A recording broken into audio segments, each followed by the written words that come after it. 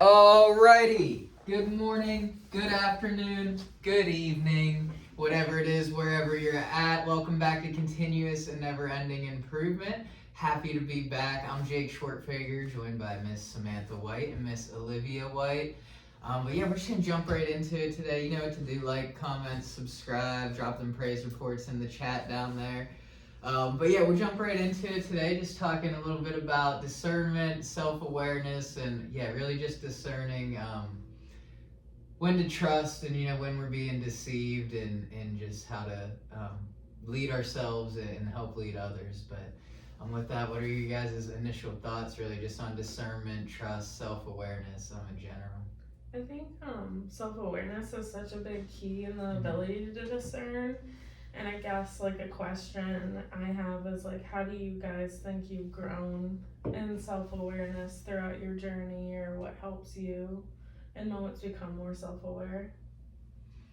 I think I've grown a lot in terms of self awareness just because I was always like too much, like too self aware, where like I was so anxious and like people are reading into your body language. They just noticed that you blinked 4 times in 30 seconds. And I think I realized like people aren't as aware of their surroundings, but they definitely are. There's small things they pick up on, but you also can't take it to an extreme where like they're picking up on everything I'm doing. Yeah, that's a great point because that made me think just the difference between being self conscious and self awareness. Because I was definitely self conscious too for a while. Kaylee just asked me the other day, like, "Do you miss having hair?" And I was like, "No, honestly, I thought about it too much. You know what I mean? It was a distraction. I was always like, is it laying right? Like every single hair on my head, I was stressed about."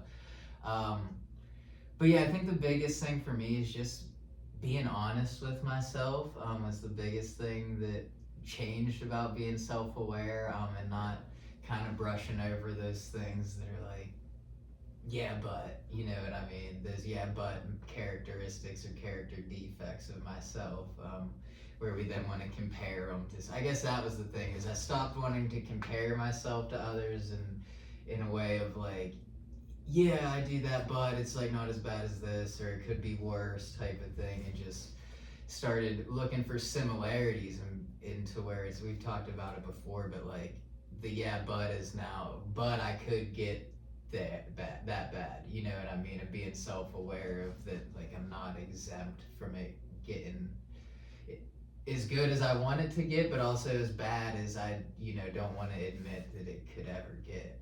Yeah. I think it's a big thing. That's such a good point, though, that self awareness and self consciousness is like such a fine line. Because I think I was always like really introverted growing up, and then coming into like a sales and marketing space really like pushed me out of my shell.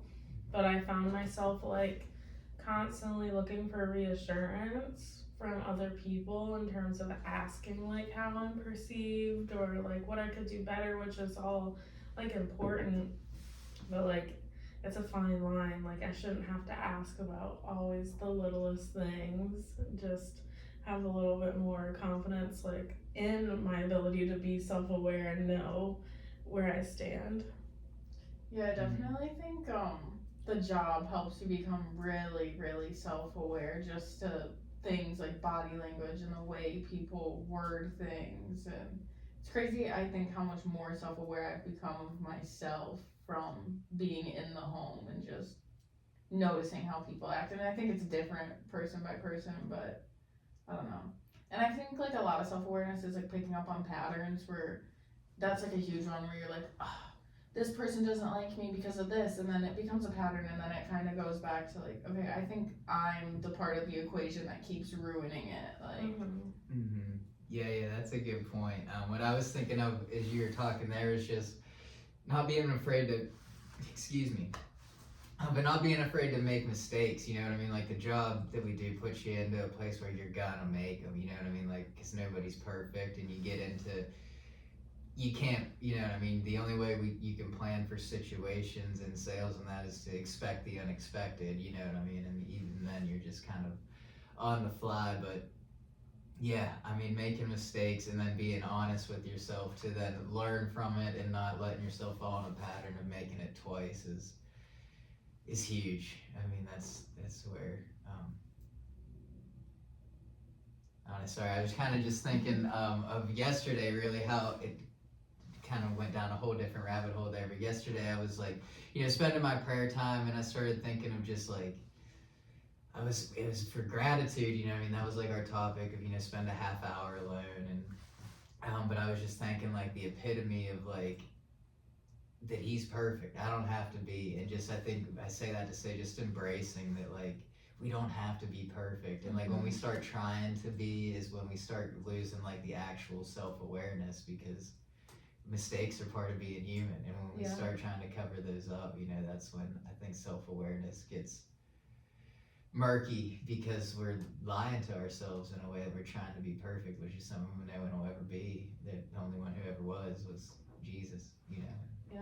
I mean, that's such an important part of it, because I think self-awareness can like get dangerous when you feel like you're only self-aware of your strengths or your weaknesses. It's like you have to be aware of both, because then you'll either be self-conscious or a little over-conceited, and then that goes into the discernment topic, is then you can't like discern appropriately because you feel like you have all the answers or you don't have any, and you need to check with everyone before you make a decision, instead of just trusting your judgment and making a choice. It's like that balance is important. I think it's so important too, like I know people say it all the time, but like no choice is still a bad choice, and you have to learn that as you grow, that like sitting and waiting on something is going to be the wrong choice anyways. Like you're bound to make the wrong choice, but not making a choice at all, you're already starting off with the wrong choice. You might as well just take the gamble and 50-50 it. Yeah, that's a good point. What did you say again? There was something. Oh, that balance. That's huge, because I was thinking of something you said there in terms of like asking people and not trusting like our gut and our judgment. It just made me think of like seeking counsel was something I heard recently. You know what I mean? It's just one of those things that you don't always like. It's not a common phrase, but like you hear it, you're like, oh yeah, huh. But having those like trusted advisors, and even kind of that Run the Race book that we were talking about, or that I gave you the other day, it was kind of talking about that, but identifying like your team members and your trusted advisors, and not going to all over the place to like verify and confirm like these gut feeling. But then when you go there, understanding that you still might get different feedback from different people, but if it's all the same going against, what you're thinking, and then vice versa, or if it's all confirming, just really, discerning and knowing like who you trust, why you trust them, and then going and discerning on, the input and feedback that you've gotten on whatever thoughts or motives, whatever they are, that you had. Yeah, discernment and decisions are hard, because I've definitely had times to the point where I've sought out wise counsel, and like their response to me will be like, what's right, just trust your judgment. And I'm like, no, I don't. That's why I'm asking you. And they're like, no, just trust your gut. And I'm like, because you just want someone to like make the decision for you, but at the end of the day, you have to be the one to make the decision. But it's always been like one of those moments where I'm like, come on. I think it's so funny too to that point, because you've always been the way where like you'll ask, and then like even I'll say the opposite, and you're like, I don't think so, and I'm like, okay, so I think you know the answer, like. And sometimes I'll do it just to test you, because I know you know the answer, and I'll just say the opposite, and I'm like, okay, so I don't know why you asked. Obviously, you know the answer and you know what you're gonna do. Yeah, it's like you want people to confirm, but it's like, no. And I think people to the point can tell when someone's coming to you to try to get like you to like align with your opinion, so you feel stronger in making your discernment. And they'll just be like, those are the moments where they're like, trust your gut. Whatever I'm gonna say isn't gonna change what. Maybe it'll make you just take longer to get there, but. Yeah, I mean, it's almost just, like, that's almost confirmation in terms of, like, because I think it's good to be seeking that, and I mean, even when they're like, just trust your gut, and that's almost like the confirmation of, okay, then I should just trust my gut, in terms of, maybe they would give you something to where it's just like, okay, this is an opportunity, good or bad, you know what I mean, good or bad, whatever it is, like, you made the decision of letting me make the decision, you know what I mean, and just having faith from there. But I wonder where that phrase came from. Trust your gut.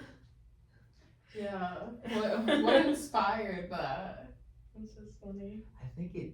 I mean, I don't know exactly, but my initial thought would be just like, and I was kind of already thinking about this earlier, but just in terms of like, obviously emotions, or you know what I mean, not in the gut, but when you get that just that gut feeling, I don't know, Yeah. it's hard to explain, but you just get that like underlying feeling of there's something more there, like this isn't right, or this, even though someone's telling me it's wrong, feels right, you know what I Yeah. mean? And it's just, it's more than like a desire, or like a temptation or something like that. It's like you're being pulled in your gut, like it's I don't know, Mm-hmm. it's hard to explain, but I mean that's the feeling. I'm sure we've all felt it, and that's just, I think that's where it is. Trust your gut.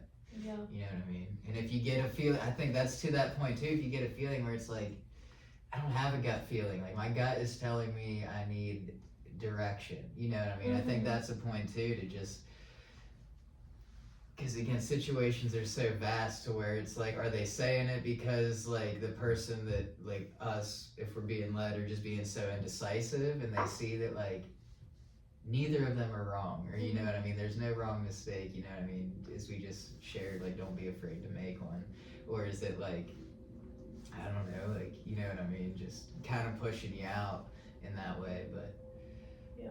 yeah. It's also like trusting your gut is used for when it's a hard, like moralistic decision.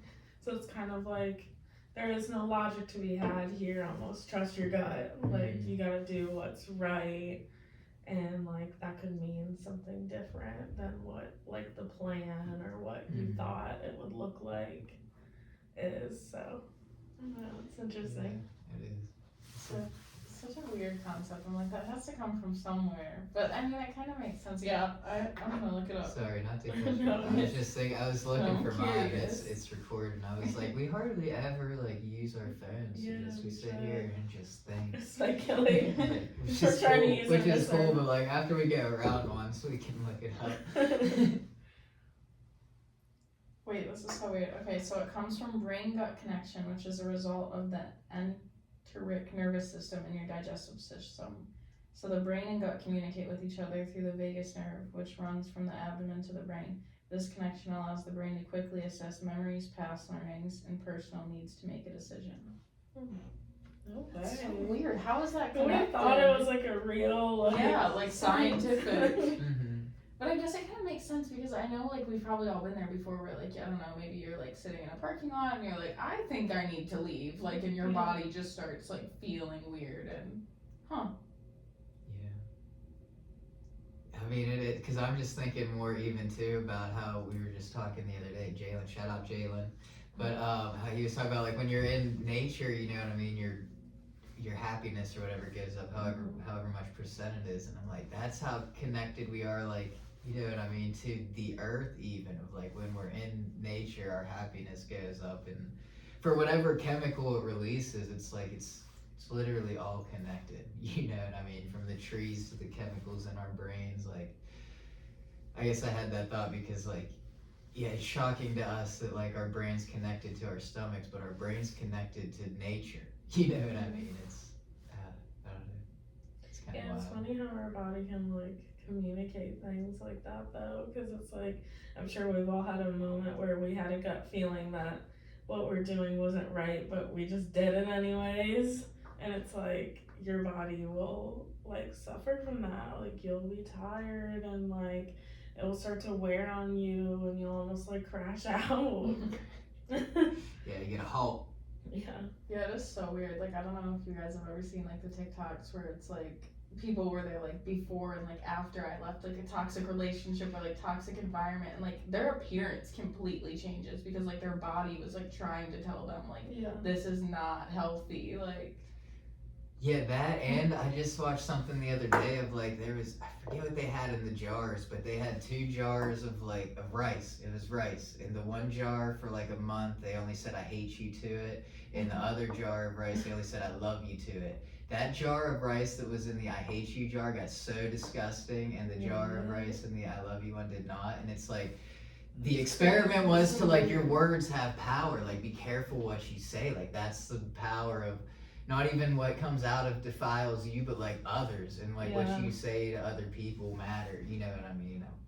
We'll have to look that video up later, but yeah, it was crazy. Like it literally, and it's even in a jar. Was it crazy? Like it was protected by glass, and it still, you know what I mean, affected that rice to make it look just dingy. You know what I mean? And yeah, that's just like how we respond to it. And I mean, especially as human beings, being obvious. I mean, I would hope we're more complex than a grain of rice. But, Yeah. you know what I mean? That gets into our brain and our thoughts, and I mean, we're forgetful. But you tell us something like that, we're not going to forget something like "I hate you." You know what I mean? From someone we love, and and then I mean that changes our appearance, and then the appearance is almost a signal for our eyes to see like something bad's happening. You know what I mean? I did an alcoholism. I gained 90 pounds. You know what I mean? Over a period, and I was just lying to myself, and oh, it's not that bad. And then it took me getting to 220 pounds and the third DUI to be like, yeah, who am I, dude? Like, you know what I mean? So yeah, I don't know, it's wild that like our body changes to almost give us a signal that everything that people have been telling us of like in that case, like you need to change, like I'm not hearing it, I'm obviously not even seeing it even though I'm looking in a mirror every day and seeing the effects of it, and it still takes that just divine timing. Something's gotta give. Where's that one come from? Something's gotta give. That's funny because I've seen Halsey, the singer, on a bunch of interviews talking about like when you get butterflies for someone, that it's like your body kind of warning you, and everyone like in culture says like, oh, you. Not to say if you've ever gotten butterflies for someone you don't love them, but it's like you should feel a little bit more safe and secure because that feeling's like like a shoot up in dopamine of like I can't lose this person or this thing, this feels too good, and you're like chasing this high, and it's kind of like a warning like this feels a little too good, like this might crash out almost, where it's like it should feel a little safer and a little steadfast, not this like jolt of like I get butterflies around this person. Yeah, because I It's mean your that. gut, like Yeah, because that feeling and going based off of chasing that feeling is how things become idols in our lives. Yeah. You know what I mean? And it's then we're not chasing the things that actually matter to us. We're chasing that feeling, that high, and it's some people don't get it because it's not always like tilting a bottle back or putting a needle in my arm, but it's still a high. It's like shopping's a high. You know what I mean? It's the same thing. You're chasing the feeling that relationship or that purchase or you know what I mean, that meal, whatever it is, that bet slip of just that chance of that risk reward, you know what I mean? And you're missing our real purpose of developing and further. It's like you said with that one podcast of how you said she was like they want you hungry because when you're hungry the only thing you can think about is your next meal. You don't want to learn, you don't wonder, you know what I mean? You just want that next meal. That's it. And that's what all these other things are. With everything I just named, it's all distractions. Work is this distraction to pay your bills in a house that you think you need. You know what I mean? Or we think's a given. You know what I mean? Like, and that just like doubles down on the butterfly thing though, because it's like you want that so bad and it feels so good that you're willing to like almost alter yourself and who you are to keep that. And that's the same thing like how you felt and you're like, who even am I?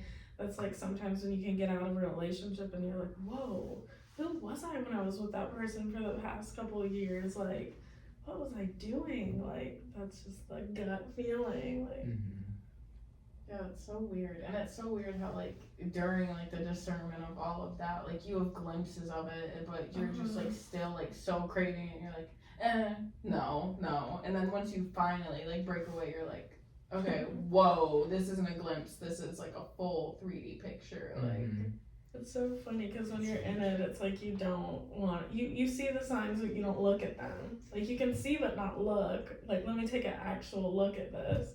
You're just like, oh.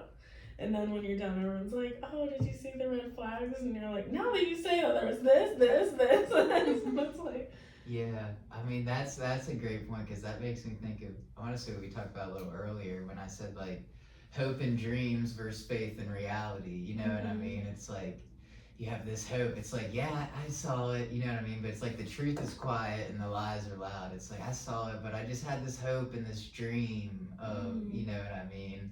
Versus the test of faith of taking the hard leap of, yeah, even though I have that hope and that dream of the signs are all pointing to Lauderdale here. You know what I mean? Get out of Dodge, and taking that and what reality really is, and having faith that what is really for me is better than what this hope and this dream is. But it's hard because that hope and that dream feels reachable, and the other thing doesn't. You know what I mean? Yeah. Feels obtainable. Yeah. Sorry, I think you have to like remind yourself to the reality of it, because there's so many times where we like glamorize things and like make it seem like, whether it be a person or an opportunity, something that it's not, because that's what you want it to be. But sometimes, especially for discernment, you have to take a step back and be like, no, like these are the facts, this is who they are, or this is what it is. Like I can't judge my decisions based off of who or what I want it to be, which is so often what we do. Like they're like, I'm gonna do this because I know they have the potential to be this person, or I know this has the potential to be this. Like, no, be realistic with yourself. And that's a good point too, because that just made me think of the hard truth of sometimes that hope and that vision that we have is real, but it takes us letting go for them to grow into what we want. You know what I mean? And it's hard. We cling to that, you know, wanting that we all do it. It's a human nature, and that's the struggle of trying to, you know, resist those things for what's actually good for us, not what that instant gratification, what we think we can control that makes us feel good, but what's everlastingly good for us, you know. But yeah, that's a huge point of just clinging to. It makes me think of I wonder a lot. It Ends With Us, and I know I've ranted about this book, movie for so much, but like it pretty much was just depicting like love blind, like love glasses and not seeing it, but tying it back into discernment. Like she couldn't leave an abusive relationship until she realized the impact it would have on other people, like her child. And like that's, I think the key to discernment is like you have to think about the impact the decisions you're making, how they're gonna not only affect you but other people. Otherwise you are just making knee-jerk decisions if you don't stop and think about the impacts. Yeah, and I mean it's just selfish to not think about the impact. I mean, to just think, you know what I mean? It's just thinking of how, I mean, if we don't think of what that impact is, it's just the only other alternative to that is how does everything impact me? Yeah. You know what I mean? Yeah. And I think that's huge and dangerous. Yeah, it's so true. Like us as humans, we get like hooked to like these ideas we've created. They're not necessarily true, and then like you don't realize that like the whatever you're hooked to is probably harming other people, because it's not as like glamorous of what you created to everyone else around you. And like we're really good at glamorizing and that fear, I mean, it gives, we've said it a lot on this podcast and just in life in general, but that pain of, you know, change happens when the pain of staying the same is greater than the pain of changing, you know, and that's what it is. We cling to that, and we don't, I don't want to say like, yeah, a lot of times we don't care, you know, what it does to other people because they're not close to us, but it's just that, you know what I mean? If you're only nice to people that are close to you, like what good is that? You know what I mean? It's being nice to everybody because, you know, of the price that was paid for the life we live in terms of Jesus dying on the cross. But yeah, I mean, it's just, it's tough. We get distracted by all those and the life that we build rather than what our life is really supposed to look like. You know what I mean? And we're willing to burn everybody else's life down to keep it. Oftentimes, like take it from me, man. You know, because a lot you don't even you're blind to it. You don't pay attention. You're so tunnel visioned on. For me, it was the next drink that I don't even know what's going on in my own life around me, let alone how it's affecting anybody else's life. You know, you're just good with kind of riding it till the wheels fall off.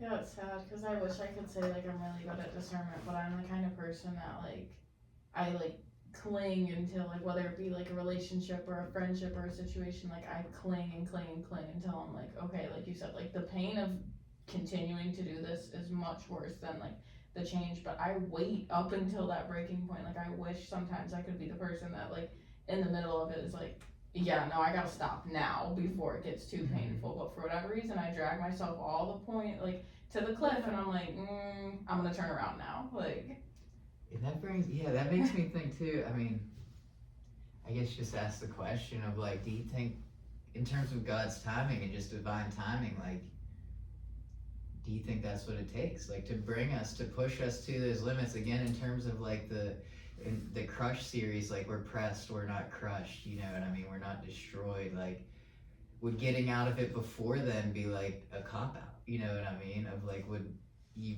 what was supposed to be learned and gained from that relationship, you know what I mean? Because it's not to say like that should have never happened, like, but what was really supposed to be learned and gained from that for each individual, like, be cut short if you're just like, oh, I can't take that pain anymore, rather than enduring it for however long it's supposed to go on for, and knowing that that time will come, you know what I mean? Or not even knowing that it'll come, but having the hope and the good things that does to your heart, you know what I mean? Of caring and not giving up on somebody, and then just the opportunity to not let that change your heart because that relationship has run its course. I think it's a long question, but Yeah. No, I think like we all have to like do our big one in a sense of like really, and then I think after that sometimes, to your point, like maybe we don't give ourselves I don't know if that's the right way to put it, but enough credit that like there is progression, it's just not so tangible. Like maybe you do see things a little quicker than you did before, and even if you're not so immediate to act on it, you're stacking almost your case on the discernment and your decision better. I guess I think it's like comes in the most subtle ways where we're gaining like traction on discernment and a decision. It's not just this like, oh, I know what to do now, like moment. Yeah, no, I agree, because that is true, and I think there's different situations you learn throughout life where you're like, whoa, I sat on that decision for way too long and that negatively impacted my life, or like, wow, I didn't act on that and I missed a lot of opportunity, and I think you learn to find like a fair medium. But even as we keep growing, there's still gonna be moments where you're like, I should have acted quicker, or I should have taken a little bit longer, so. Yeah, hindsight's always 20/20. Yeah. That's where that one comes from. But yeah, I mean, I just got the vision too of just like transforming our bodies, or like, you know what I mean, like when you want to change how you look, and it's like when you're building muscle or tearing down muscle, or you know, gaining weight, losing weight, like it doesn't happen overnight. As much as you want it to happen overnight, whatever it may the case may be, like you just wish you could wake up in a new body. I've been there, 220 pounds, you know what I mean? That image will never leave my head. But just, yeah, you wish you could just wake up, but it's an overtime thing of just making the right choice day in and day out. Again, for me, it started with not picking up a drink, you know what I mean? Sounds simple, but that was hard for me. But it's the same thing of just making the right choices to renew our minds, you know what I mean? And as we talked about earlier, like, you know, our body changes when our thoughts are that powerful. We have the right thoughts, like you'll see it, you know what I mean? Just in terms of not even your body changing, but just the happiness and glow that comes off of you. You'll be like, they think happy stuff, you know what I mean? It's obvious, you can see it in terms of, and that's where the not subconscious, but the self-consciousness falls away, because you're not thinking about it. All you're thinking about is just the right thing, so you look happy, so you're not like, oh, I hope I don't, you know what I mean? It's just, I don't know, hard to explain, I guess. We could probably talk about it forever, but yeah, I think that's why like they always say like older people are wise, is like you just grow in your ability to discern based upon the experiences you've gone through. Like you never hear like a 3-year-old ask their mom what to do, and the mom's like, trust your gut when they're 3. Like you only say that to someone who's like becoming a young adult, or like gone through some things, or they should know better. You know better because I told you since you were like 1 years old not to do that, so now I can say trust your gut. But when you're 3, I gotta be like, no, put that down, you know? So it's like we just grow every day in it and don't even recognize it until we're like sitting on the porch and we're 80 and our grandkids are like, what should we do about this? Right. You're like, let me tell you. I think it's so funny too, because like especially for old people, it seems almost like they have no filter, but I think they've just gotten like perfected. Not that they're perfect at it, but definitely gotten better at making decisions. Like it's so funny, like even being in the space we are, like as far as sales. I very rarely, like if it's a couple that's like 80, they're not telling me they're thinking about it. They're literally either gonna be like absolutely or absolutely not. Like Yeah. and there's sometimes they're my favorite because it seems like they have no filter, but they're just like, oh, I've made quite enough decisions. I think I have enough discernment to figure out if I'm gonna do it or not at this point. Right. Yeah, you can be straight to the point and not be like grumpy, because that's what I was thinking of too. Like I can't remember what group I was at that we talked about it, but just in terms of like looking for that, like, because there's old people that you look at like, I do not want to be like that when I'm old, in terms of just like life has beat you down, you know what I mean? Because life will do that to anybody if we let it, you know what I mean? And that's the thing too, not looking at those people like, nope, that'll never be me, but that like, wow, that could be me, you know what I mean? And just finding the ones that are like, wow, life radiates from them, like the people that are 98, just like that have 98 years of joy on them, you know what I mean? And yeah, that's who I look for. That I'm like, what's your trick? You know what I mean? And it's almost always just keeping it simple. It's never anything extravagant. It's just keeping it simple. You know, it's still different probably for everyone and what the simplicity looks like, but it's not complicating it. Just love life and love every day, and you're like, no, I need help, I need answers, and they're like, no, you'll get it once you go through a lot more life. Just consider it pure joy. What do you mean? It's so funny though, because then the people that give you the most advice in those situations are the ones that we deem more as bitter. They're like, don't do this, don't get married, don't have kids, like, and it's like, but you're so upset, like, and then the happy ones are like, do what makes you happy. Like that's not an answer. Yeah, it's interesting. But that's my goal, honestly. Seek out those people and screw in life. That's, I guess, ending on a positive thing there, unless you have anything else. I always do that. No. Yeah. But yeah, that's just find someone, you know what I mean? That doesn't sound right. An older person. You know, just find a role model, a wise, elderly person that just has the joy of life on them, you know what I mean? No offense to our elderly friends, but yeah, we have a lot to learn, and joy of the Lord is our strength. But with that, like, comment, subscribe, share with a friend, and we're happy you joined us today. Have a blessed day.